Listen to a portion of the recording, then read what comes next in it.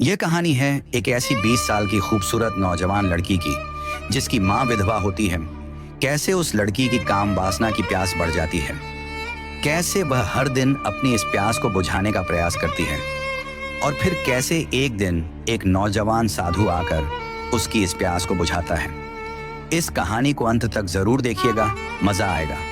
नंदिनी एक 22 वर्षीय सुंदर युवती थी जो अपनी विधवा माँ गौरी के साथ एक छोटे से गांव में रहती थी। पिता के गुजर जाने के बाद माँ बेटी का जीवन संघर्षों से भरा हुआ था। नंदिनी की माँ मेहनत मजदूरी करके घर चलाती थी, जबकि नंदिनी घर के काम संभालती थी। नंदिनी अब जवान हो चुकी थी। उसकी रूप रंग अद्भुत थी, गहरी काली आंखें, लहराते बाल और कोमल त्वचा। लेकिन उसके भीतर एक अनजानी आग जल रही थी जिसे वह खुद भी समझ नहीं पा रही थी। एक दिन गांव में एक युवा साधु महेश्वर का आगमन हुआ। वह तेजस्वी, शांत और प्रभावशाली व्यक्तित्व का था। गांव के पुराने शिव मंदिर में वह ठहरा था और भिक्षा मांगकर जीवन यापन करता था। एक दिन जब नंदिनी की मां खेतों में थी, साधु भिक्षा मांगते हुए उसके द्वार पर आया। नंदिनी ने दरवाजा खोला और जैसे ही उसकी नजर महेश्वर पर पड़ी, उसका दिल तेजी से धड़कने लगा। महेश्वर की गहरी आंखें और सौम्य मुस्कान नंदिनी के मन में हलचल मचा गई। उसने कांपते हाथों से भिक्षा दी, लेकिन उसकी नजरें बार बार साधु पर टिक जाती।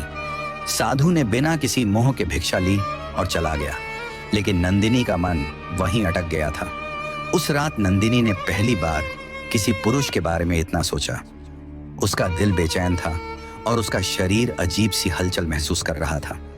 उसके अंदर एक अलग ही प्रेम की ज्वाला भड़कने लगी। अगले दिन नंदिनी ने बहाना बनाया कि वह बीमार है और खेतों पर नहीं जा सकती। माँ चली गई और नंदिनी मंदिर पहुंच गई। वहां उसने महेश्वर को पूजा करते हुए देखा।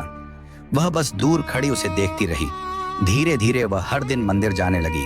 कभी वह फूल चढ़ाने के बहाने जाती तो कभी जल चढ़ाने। साधु से उसकी मुलाकातें बढ़ने लगी। महेश्वर भी महसूस करने लगा कि यह लड़की उसे बार बार देखने आती है, लेकिन उसने ध्यान नहीं दिया। रातों में नंदिनी के सपनों में महेश्वर आने लगा। वह सपने में देखती कि महेश्वर उसके करीब आ रहा है। उसकी सांसें उसकी गर्दन को छू रही हैं और उसके आत्मा को संतुष्ट कर रहा है। उसकी कल्पनाएं उसे और बेचैन कर रही थी। एक दिन वह मंदिर में अकेली थी। महेश्वर पूजा समाप्त कर रहा था। जैसे ही वह बाहर निकला, नंदिनी ने उसका रास्ता रोक लिया। महाशय, मैं आपसे कुछ कहना चाहती हूँ, नंदिनी ने कांपते स्वर में कहा।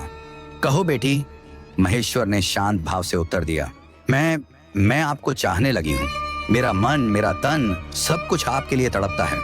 महेश्वर कुछ क्षण चुप रहा, फिर उसने गहरी सांस ली और कहा, नंदिनी, यह केवल मोह है। नहीं, यह मोह नहीं, प्रेम है। मैं आपकी बाहों में सुकून पाना चाहती हूँ। मैं आपकी हूँ, नंदिनी ने कहा और उसकी आंखों में आंसू आ गए। उसकी मासूमियत और प्रेम देखकर महेश्वर विचलित हो गया। नंदिनी ने धीरे से उसका हाथ पकड़ लिया। यह पहला स्पर्श था। महेश्वर ने कुछ नहीं कहा, लेकिन उसने अपना हाथ धीरे से छुड़ा लिया। तुम्हारा मन भटक रहा है नंदिनी, प्रेम त्याग में है, बंधन में नहीं, कहकर वह मंदिर के अंदर चला गया। नंदिनी रात भर रोती रही। अगले दिन जब वह फिर से मंदिर पहुंची तो वहां महेश्वर के गुरु तपोमूर्ति स्वामी जी पहले से मौजूद थे। गुरु जी को देखकर नंदिनी घबरा गई। उन्हें सब कुछ पहले से पता था। बेटी, तुम्हारी आयु को दोष नहीं दिया जा सकता, लेकिन तुम्हारा मार्ग गलत है। मोह में बंधना सुख नहीं, दुख लाएगा। तुम्हारा विवाह ही इस समस्या का हल है। गुरु जी की बातों ने नंदिनी की मां गौरी की आंखें खोल दी।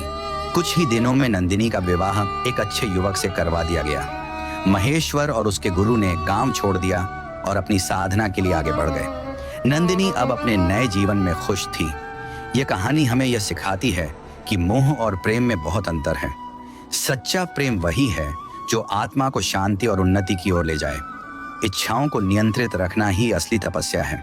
सच्चा प्रेम अंधकार ने धरती को अपनी चपेट में ले लिया और अधर्म अपनी चरम सीमा पर पहुंच चुका है और इस धरती पर न्याय की पुकार सुनने वाला कोई नहीं।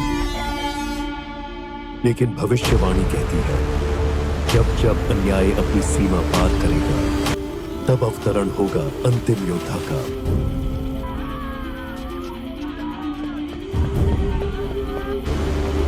मई गांव, जहां वह सीख रहा है आग की तरह जलना, हवा की तरह बहना। उसकी आत्मा में बह रहा है देवताओं का आशीर्वाद। उसकी रग